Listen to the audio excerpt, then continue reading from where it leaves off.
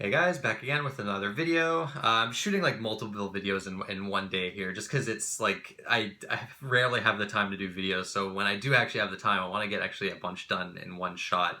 And this is just going to be a classic games I've been playing recently video.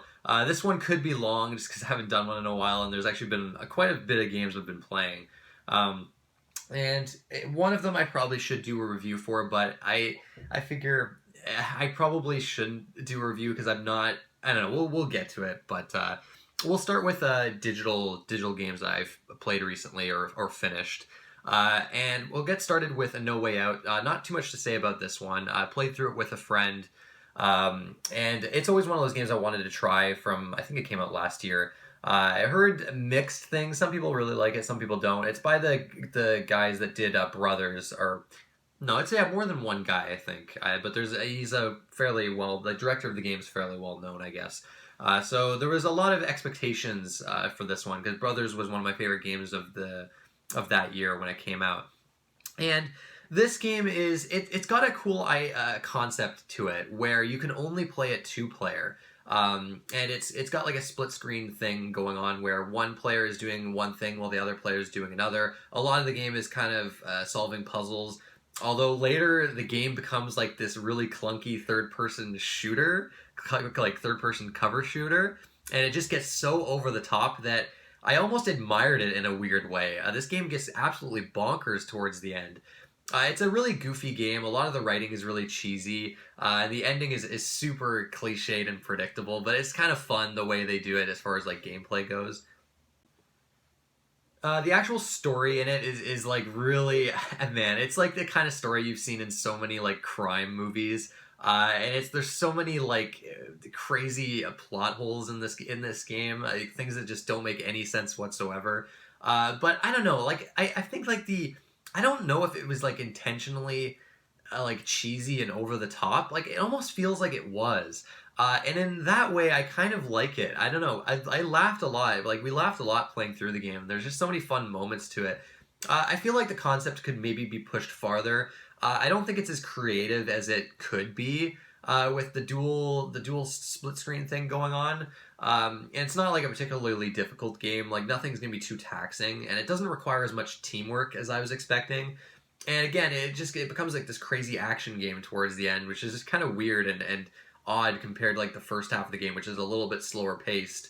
And I mean the main part of the game is kind of like your prison escape, but there's far more to it than that actually. But yeah, it was a fun, pleasant game to kind of go through. Nothing crazy or anything like that. I'd recommend it if you're looking for like a nice co-op game, which is kind of rare these days, which is kind of crazy to think about. The next game I finished was Castlevania Requiem on the PS4, and this is kind of like a little compilation that Konami put out a while back, where it's got Rondo of Blood on it and Symphony of the Night, and it's pretty much a port of the PSP Dracula X Chronicles, except the Rondo of Blood here is just the original graphics. When did Rondo of Blood come out on the PC Engine? I want to say. I'm pretty sure, yeah. So the original Rondo of Blood never came out here, so it's got that graphical style, the 2D art. It doesn't, you can't switch between the 3D like you could on the PSP version, but that's fine because the 2D version looks a million times better anyways. So it's not a big loss, at least to me. And so yeah, it's kind of generally a port of that PSP P1. I've played it before. I've played both games before, but I felt like, you know what, I've never actually 100%ed a Symphony of the Night before, so let's actually play it again. And I hadn't played it since like 2007 or 2006 when it came out on Xbox Live Arcade. So I thought, you know what, I always loved Symphony of the Night. It's one of my favorite games of all time. Let's see if it holds up. First, I'll talk about Rondo of Blood a little bit. Probably one of my favorite classic Castlevania games. It's actually one of the only ones I've ever finished. I'm really terrible at the old school Castlevania games. I just cannot get through them. I'm just really bad at them. But this one I was able to actually complete, at least with Maria. I couldn't do it with Richter. I don't know, just the lack of error control and just how, like, you know, like the Castlevania games have very deliberate animations and controls. And I'm certainly not going to criticize them. That's just how they are. And I think you kind of got to get over that. And they kind of work once you do get into the kind of controls that they have. But for me, it's always been tough for me. I think that's kind of what's kind of stopped me from actually like taking the time to get good at them. So Richter, I got maybe halfway through the game, and I can't. I don't know. Some of the bosses just require such like crazy memorization, and I don't know. It's hard to dodge attacks with Richter. Maria, the game's a lot easier. It's borderline broken with her double jump and just how fast her attacks are, but it's still a decently challenging game. I mean, it's still not an easy game by any means. But I really enjoy Rondo of Blood. It's got pretty superb level design, really cool bosses, and I love the alternate paths.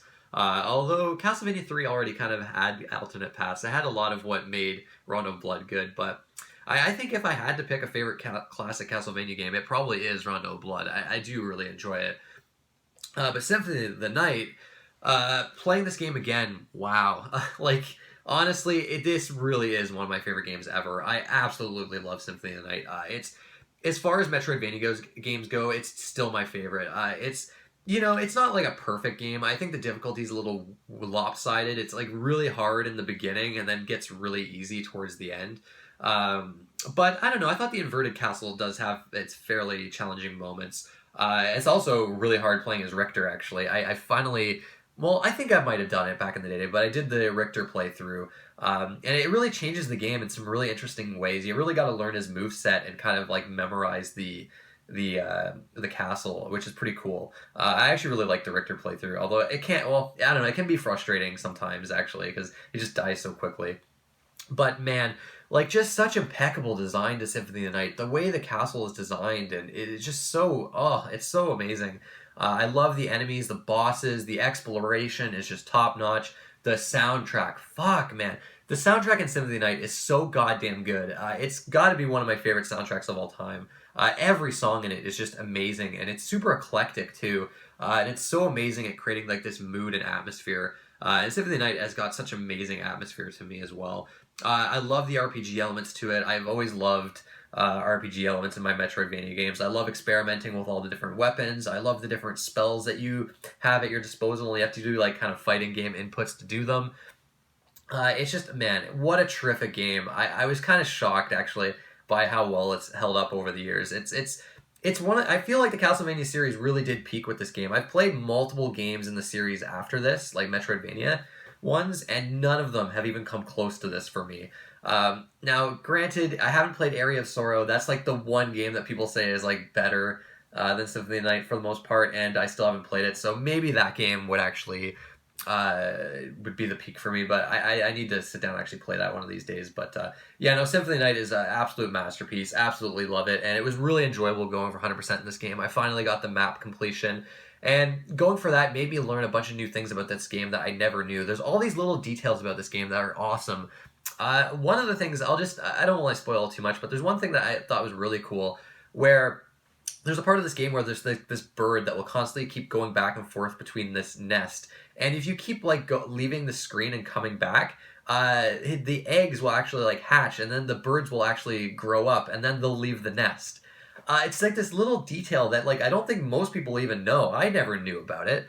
And there's a bunch of shit like that in the game. There's like, you can like rest on a chair in the game and Alucard will start sleeping, and then if you have like the fairy familiar equipped, the song changes. I think that's what happened. I don't know, like all these little details like that I think are really cool. I never knew about until I went for the 100% completion in this game. Man, I don't know, like it really makes you appreciate the map design as well, and all these secrets and how well hidden a lot of them are as well. It's kind of crazy. Yeah, terrific game. If you haven't played it, definitely pick up this collection. It's worth it just for Symphony of the Night. Amazing game. Definitely still one of my favorite games of all time. So now let's move on to the physical games here. Let's start with New Super Mario Brothers Deluxe. Not too much to say about this one. I didn't play it on Wii U, so I figured it might be a good game to get on the Switch. I still haven't finished it. In fact, I've only really played it co-op with other people. It's chaotic fun, but I don't know. These New Super Mario Brothers games are not really my favorites. Apparently, this is like the best one, and it does seem the best one as far as like environment variety and level design variety goes. But I don't know. There's just something about the art to these games and just how like by the numbers they are. that just, I don't know, just doesn't, they don't grab me in the way a lot of the old side-scrolling Mario games do. I think, I don't know, there's like just this, it reeks of like, I don't think laziness is the right word. It just, it feels very stale, I guess. I don't know. And they're just so fucking ugly. Like, my god, these games are horrendous. They look like fucking Flash games. It's honestly crazy. And the music is just super underwhelming in these games as well. It feels like I'm being pretty harsh on it, but it is a fun game when you play it with friends. It's just, it's, I don't know, I've never been like super crazy about these new Super Mario Brothers games. It's a fun enough multiplayer game.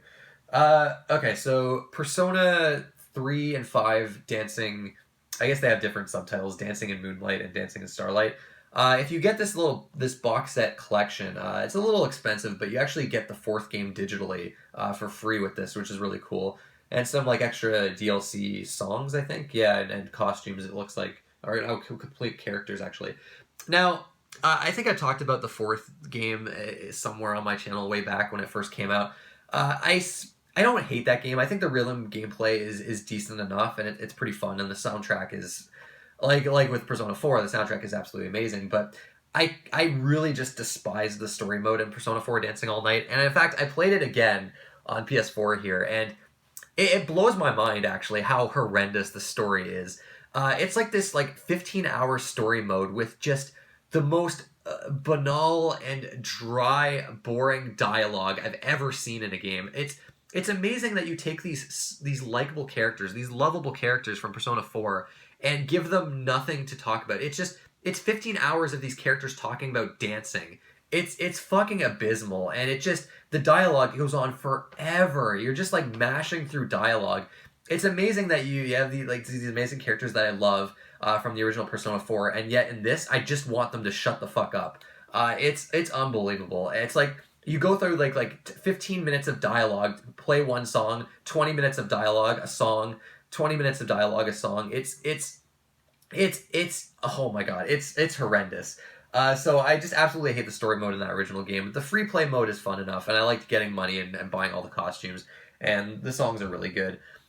So I was a bit hesitant to actually buy this collection because I was like, man, that story part of that fourth game sucks. But hey, it's like they knew it was terrible because these games are like a million times better. They've kind of changed the structure of it. You've still got the free play mode, but instead of story, you just have social links for the characters. And the more you play songs, the further you get in the different social links. Each character has its own social link, different goals tied to it. So to get farther in one character's social link, you might have to get excellence on songs or hit a certain amount of notes. And each social link has like these little character moments with these characters that I've grown to really know and love. Especially Persona 3, playing this game again reminded me of how much I love those characters. And I don't know, I think that's a much better way of handling things. They're not talking about dancing all the time, although some of them, yeah, they're talking about dancing. But you don't have this terrible storyline connecting the songs anymore. And there's a lot of cool like little mini games to this as well. Once you get further into the social links, you kind of explore all the different characters' rooms. And then you kind of have to find like these cards in the rooms, and it's kind of like this first-person perspective. And some of them are really well hidden. I actually really enjoyed finding like these cards in the different rooms. And then yeah, the rhythm gameplay is generally kind of the same. I think in these ones there's more modifiers for you to kind of play around with. But the notes for the most part are the same. It plays pretty similarly. It felt harder. These games felt harder to me. These ones. A lot more of those like diagonal purple notes, which I found very difficult to kind of get the hang of. But the gameplay is still fun, but it's not like a drastic departure. But I really think the structure of the game makes these games a lot more enjoyable. And just the dialogue, it feels a lot sharper. So yeah, I really actually enjoyed going through all three of these games. I got the platinum in all three of them. They're really like easy platinum trophies to get. But yeah, if you like rhythm games, you like the Persona games, I think it's definitely worth checking these out. Don't get the fourth game. I mean, it's worth it to get this package, just to get that digitally to play some of the free play in that. But yeah, no, I was actually kind of surprised by how much more I enjoyed these ones. They really fixed my major complaint with the fourth one, which is awesome. It's like they knew that it was terrible, that story mode. Moving on, we've got No More Heroes. Travis Touchdown Strikes Again. I haven't finished this game yet. I'm at the last level. I'm actually playing through it co-op with a friend, which is cool that it's got co-op. Uh, this game's weird. It's okay. So the No More Heroes games, I guess I should mention my kind of history with them. I love the first game. I think that's probably still my favorite Suda 51 game. I just really crazy boss fights. It was really unique for its time. Fairly well implemented motion controls. The combat was really fun. If no, it was flashy, but it wasn't like the most in-depth combat system out there. And then just it had that crazy over-the-top Suda 51 flavor to it that I really loved. Really cool soundtrack to it as well. The open world was kind of I don't know, it was a bit clunky. The second game I ended up not really liking as much, and it's weird because I can't really put my finger on why. I mean, the gameplay was better. I mean, they got rid of the open world, but I feel like the actual minigames to it kind of like ruined the pacing of it. I really hated the minigames in the second one. And I don't know, I feel like the motion controls were a little bit more intrusive in the second game for some reason. I don't know, the second game, I for some reason, I kind of dropped off on it. I didn't like it as much. And it turns out, one thing I didn't know about the second game, Suda 51 didn't direct that one. It was actually a different director. I have to wonder if that's one of the reasons why I just didn't feel it grabbed me as much. But anyways, the first one I like enough that I wanted to give this one a shot. Suda 51 did actually direct this game. So that's why it's a bit weird to me that gameplay-wise, this game is completely different. This is like a top-down hack and slash game. It's very arcadey. It's a very arcadey game. And it's very low budget. This game is extremely low budget. It's kind of insane. So it's really not like the first two games. I mean, you've still got the over the top bosses, and that's one of the better parts of the game. But yeah, it's a fairly simplistic hack and slash game. You've got some skills for your characters to use. Each of the actual levels are pretty different from one another in terms of look and style. And there's a few different like mini game type elements. There's like this weird racing type game. It's very old school. This game has a lot of like throwbacks to like old school games, which is cool. I really like the flavor and style that this game has, and it's certainly a lot more enjoyable co-op. But it gets pretty repetitive pretty quickly. We could only do like one level at a time before we got kind of bored with it. And I don't know. It's just a lot of it. There's like this visual novel section to this game between levels. That's pretty funny. The writing is pretty funny, but it's such a weird game. It's so different from the other No More Heroes games. I think a lot of people would end up being disappointed by this. I think it's decent for what it is, and it can be fun. It's just, I don't know. It feels weird. I mean, they did lower the price on this. This isn't a full price game. If they charge full price for this, then it would be kind of ridiculous. But I don't know. It's this weird low budget arcadey hack and slash game that certainly has style to it, and it's certainly a Suda game. But I don't know if I could recommend it. It's really odd. I don't know. It's bizarre. I don't think it's sold very well. I don't hear people talking about it or actually playing it. I hope they're not like basing sales on this as to whether we will actually get a No More Heroes 3. But I don't know. I kind of don't get why they made it. I don't know. It feels weird. I don't know. It feels like Suda 51 just wanted like a passion project as like a throwback to like retro games because everything about it is so retro to me. It's strange. It's a very bizarre game. It's hard to know like what to say about it completely. I don't know. It's so fucking weird. Weird that game. Have you guys played that game? Like, what do you guys think about it?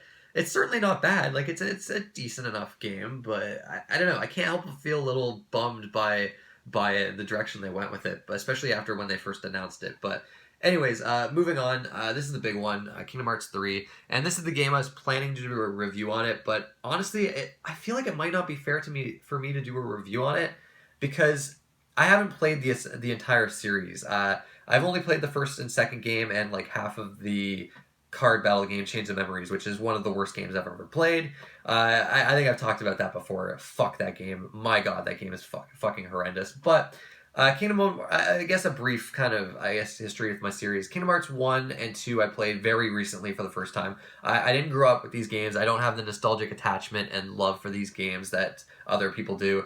And man, so I've seen people play this game and they're saying they're crying while playing this. And I'm just like, wow, I wish I had that kind of attachment to it. Unfortunately, I just don't. Kingdom Hearts 1 I thought was okay. I think that game doesn't hold up very well. It's very clunky with its combat. The exploration's nice in it. I really liked exploring the Disney worlds, but it's got some really frustrating boss fights too in that game. I just fucking hated the final boss.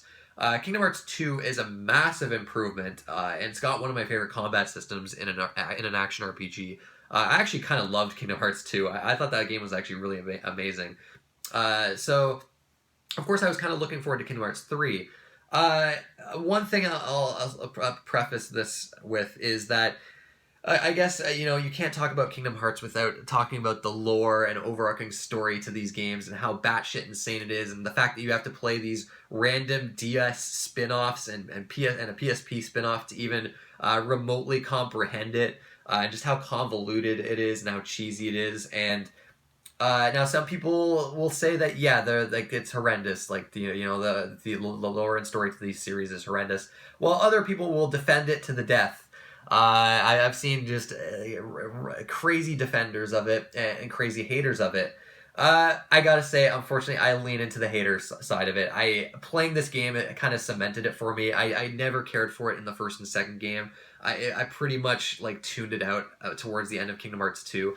In fact, actually, the beginning of Kingdom Hearts 2 with Roxas, I think, is when I kind of tapped out. I think that's the point in the series where I was like, okay, I'm done. I don't care about this shit anymore. I'm only playing for the Disney worlds and the gameplay. And this game further cemented it. Like, I don't even fucking know, man. It's just, it's crazy to me. One of the negatives with this game is just the sheer amount of cutscenes and just the pacing of the cutscenes. Just the dialogue and how like off it, like it's just the dialogue in this game sucks. Like it's fucking terrible. It's just like, man, just like constant talk about hearts, darkness, keyblades, the Keyblade War, and just like all this fucking garbage. And even like when the game actually just kind of like tells like a self-contained Disney storyline, like with Frozen or Tangled, it feels very disconnected. And it just, I don't know, it doesn't land. And it's even hard to kind of understand what the story for these Disney movies even is. Like, I haven't seen Tangled or Frozen, so playing the game, at least with Kingdom Hearts 2 and 1, I could kind of understand what the movie was about, and kind of like the structure of the story for these movies. I think those games were actually far better with their writing as far as like the Disney stuff goes.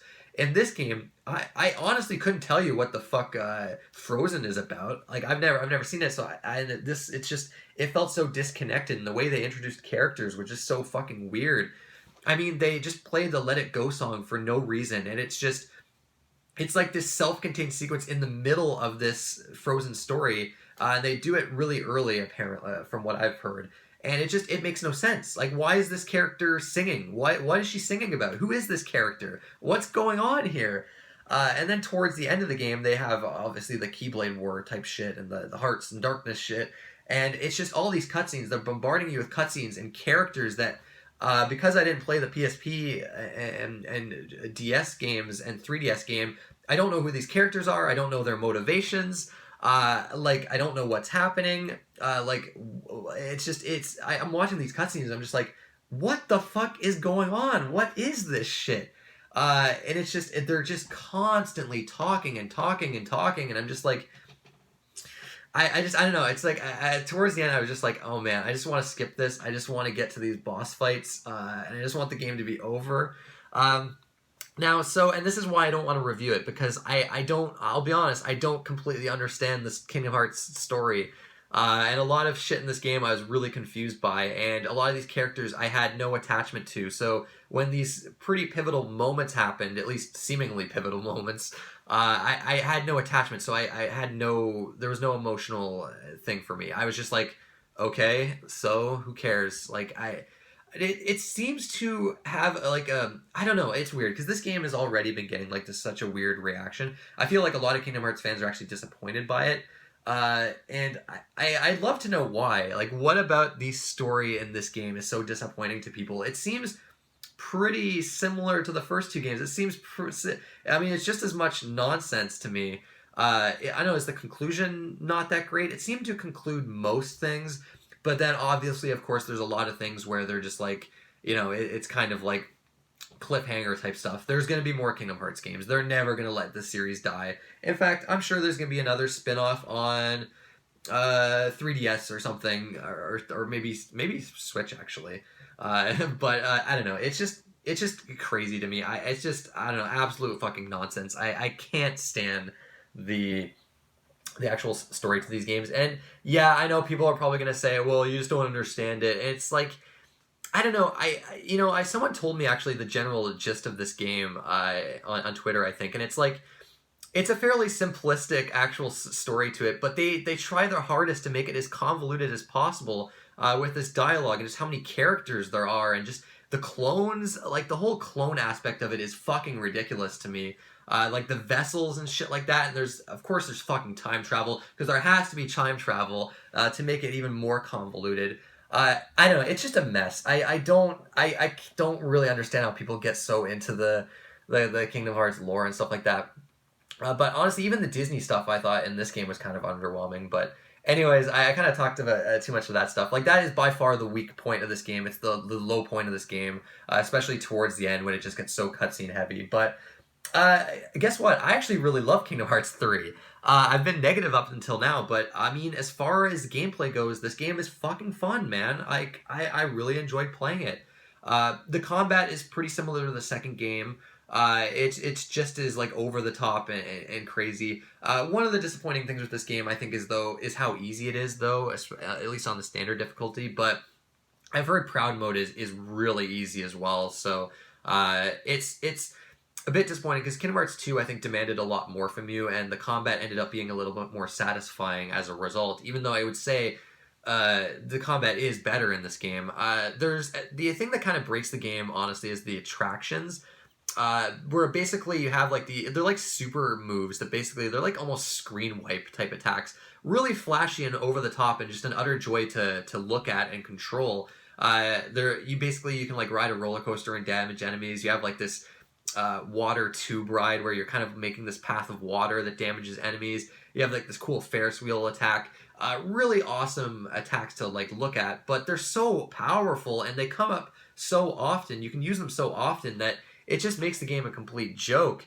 There's like this dark mode where when you're close to dying, you can activate this dark mode. It gives you full health and it just wrecks everything. You can heal constantly. Every single heal spell in this game heals you to full health. And your MP regenerates so fast that you can just use it immediately. You can just mash X and you basically get through every combat encounter in this game, with the exception of a few bosses towards the end.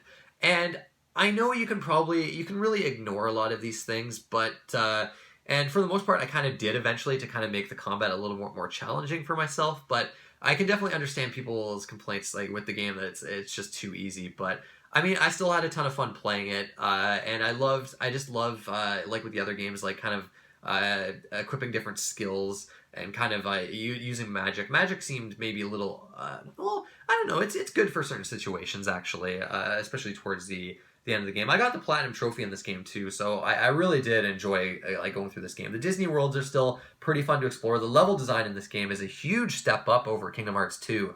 Right from the get-go with the Olympus world, it's far bigger than anything in the first two games.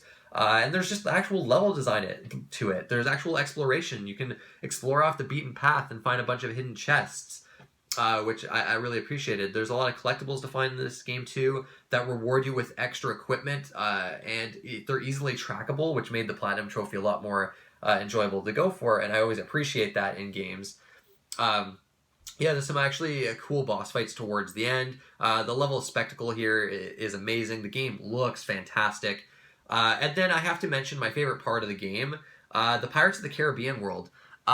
Man, what a huge surprise. I love that part of the game. It's my favorite world and my favorite Disney world in any of the games, where you have your own ship and you're basically participating in ship battles. They're a little too easy. You just attack the weak points on the ship and they die pretty quickly. But you're kind of exploring. You've got like this map, a Wind Waker style map, and you're sailing to all these different little islands and exploring them, and you're getting extra equipment for your characters, and then you're kind of finding like these crabs to upgrade your ship and make it more powerful.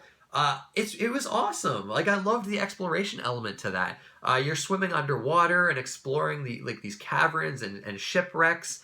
It was great. Like, I absolutely loved it. And it actually does make me want to go out and maybe try Assassin's Creed Black Flag. Maybe that will give me like the kind of same feeling. The problem is though, Kingdom Hearts combat I fucking love.